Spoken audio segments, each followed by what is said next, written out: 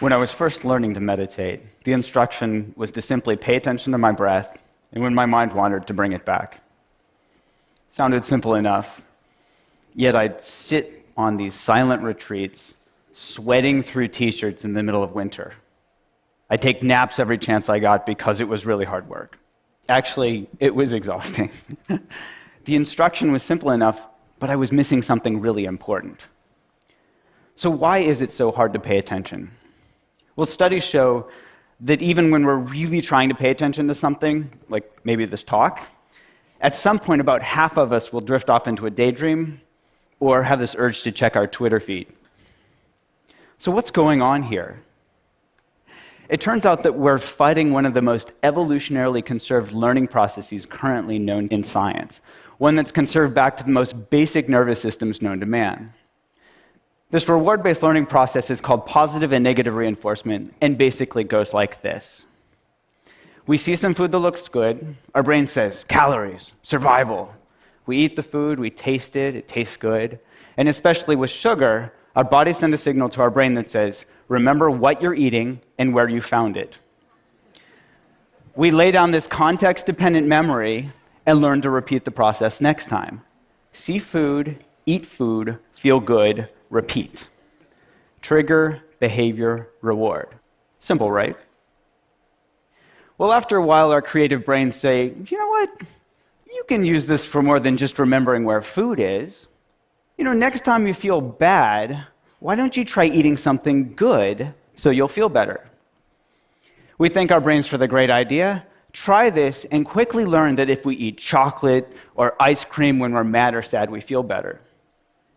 Same process, just a different trigger. Instead of this hunger signal coming from our stomach, this emotional signal, feeling sad, triggers that urge to eat. Maybe in our teenage years, we were a nerd at school, and we see those rebel kids outside smoking, we think, hey, I want to be cool, so we start smoking. The Marlboro Man wasn't a dork, and that was no accident.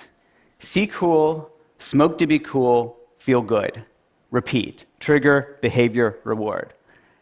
And each time we do this, we learn to repeat the process, and it becomes a habit. So later, feeling stressed out triggers that urge to smoke a cigarette or to eat something sweet. Now with these same brain processes, we've gone from learning to survive to literally killing ourselves with these habits. Obesity and smoking are among the leading preventable causes of morbidity and mortality in the world. So back to my breath. What if instead of fighting our brains or trying to force ourselves to pay attention, we instead tapped into this natural reward-based learning process, but added a twist? What if instead we just got really curious about what was happening in our momentary experience? I'll give you an example. In my lab, we studied whether mindfulness training could help people quit smoking.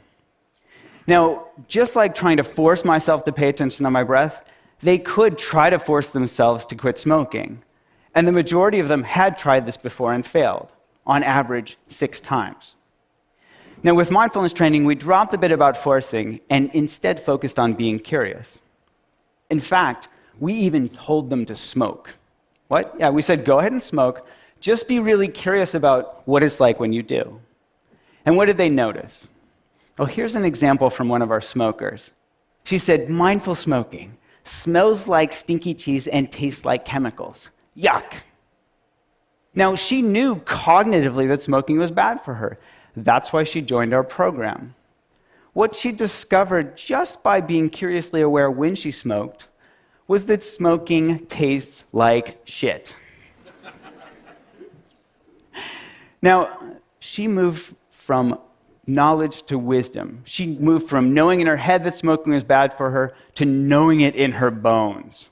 And this spell of smoking was broken. She started to become disenchanted with her behavior. Now, the prefrontal cortex, that youngest part of our brain from an evolutionary perspective, it understands on an intellectual level that we shouldn't smoke. And it tries its hardest to help us change our behavior, to help us stop smoking, to help us stop eating that second, that third, that fourth cookie. We call this cognitive control. We're using cognition to control our behavior. Unfortunately, this is also the first part of our brain that goes offline when we get stressed out. which isn't that helpful. Now, we can all relate to this in our own experience. We're much more likely to do things like yell at our spouse or kids when we're stressed out or tired, even though we know it's not going to be helpful. We just can't help ourselves. Now, when the prefrontal cortex goes offline, we fall back into our old habits, which is why this disenchantment is so important. Seeing what we get from our habits helps us understand them in a deeper level, to know it in our bones, so we don't have to force ourselves to hold back or restrain ourselves from behavior. We're just less interested in doing it in the first place. And this is what mindfulness is all about.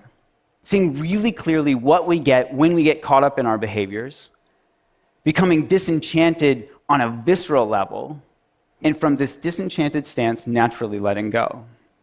This isn't to say that, poof, magically we quit smoking, but over time, as we learn to see more and more clearly the results of our actions, we let go of old habits and form new ones.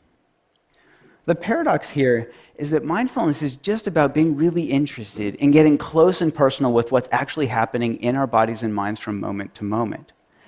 This willingness to turn toward our experience rather than trying to make unpleasant cravings go away as quickly as possible.